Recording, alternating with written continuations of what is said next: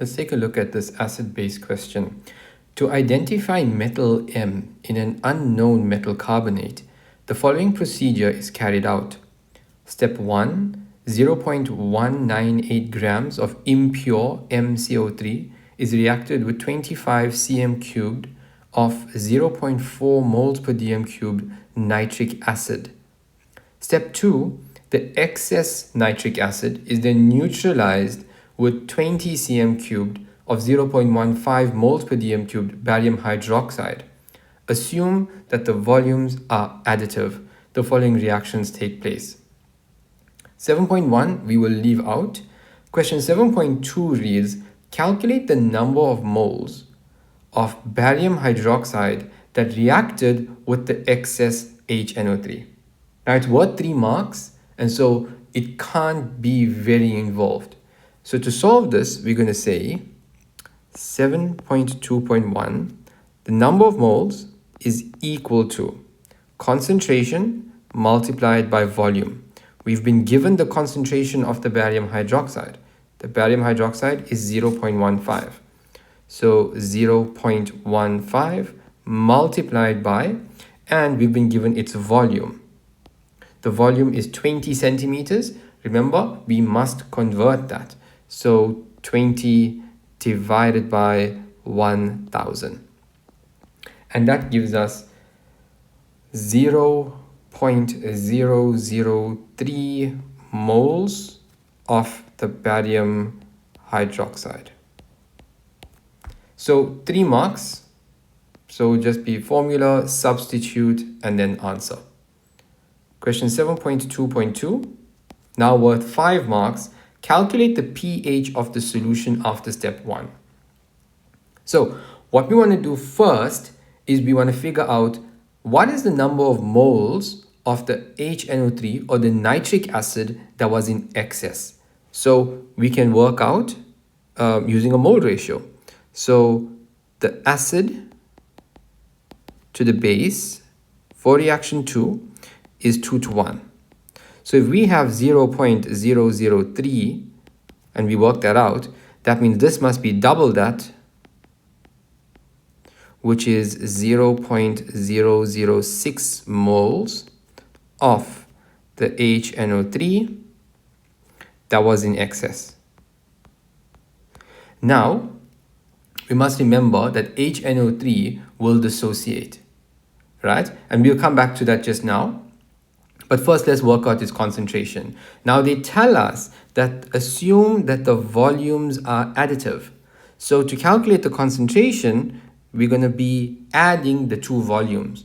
So in step 1, they used a volume of 25, and in step 2, they used a volume of 20. So the total volume that this HNO3 was in is going to be 45. So concentration is equal to number of moles divided by volume.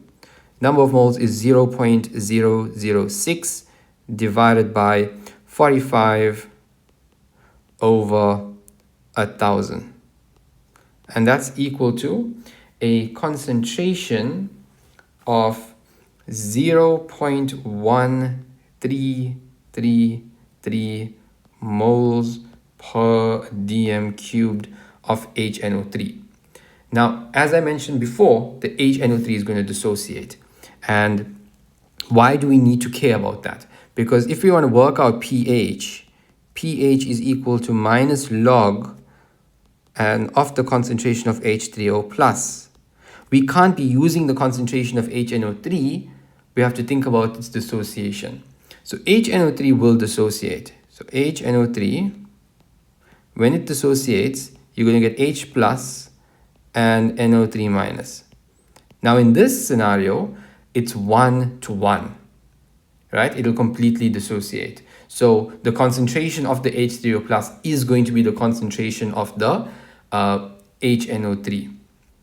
However, it's still important that we go through it. So it's going to be minus log, and the concentration is 0.1333, and that gives us an answer of 0.88. So it's quite acidic. And now for 8 marks, the 7.3, So let's use a different color here. Let's go with green. The percentage purity of the MCO3 minus in the sample is 85%. Identify metal M. So since they tell us the percentage purity, we can work out what the actual mass of the MCO3 is. So we'll say 85%, so 85 over 100 multiplied by the original mass, so 0.198, and that gives us a mass of 0.1683 grams. So that's the actual mass that that reacted. Next, what we want to do is we want to work backwards. So we know the number of moles in excess, and this is of HNO3, right? We worked it out in the previous question. It was 0.006, and this was in step 2. Now, we can also work out, using the information that they've given us in step 1, we can work out how much there was at the beginning. So the amount of HNO3 at the beginning, let's write it in this orange color. So HNO3 initial is going to equal, they've given us the concentration and the volume, so C times V. So 0.4 multiplied by 25 over 1,000, and that's equal to 0.01. So at the beginning, they had 0.01 moles. So this value here, 0.01. We know the amount that's in excess. So if we subtract the two, we can get how much was used in step 1. It's going to be 0.01 minus 0.006, and that gives us 0.004 moles of HNO3 that was used in step 1. Now that we know the number of moles used in step 1, we can do a mole ratio to figure out the number of moles of MCO3 that was used. So next we'll do the mole ratio for the acid to the MCO3. It was 2 to 1. So if this is 0.004, this must be half of 0.004. That means that's equal to 0.002. Now, why do we need this? Because if you think about it, we now know the mass of the sample, we know the number of moles of the sample, and then we can work out the molar mass of the sample.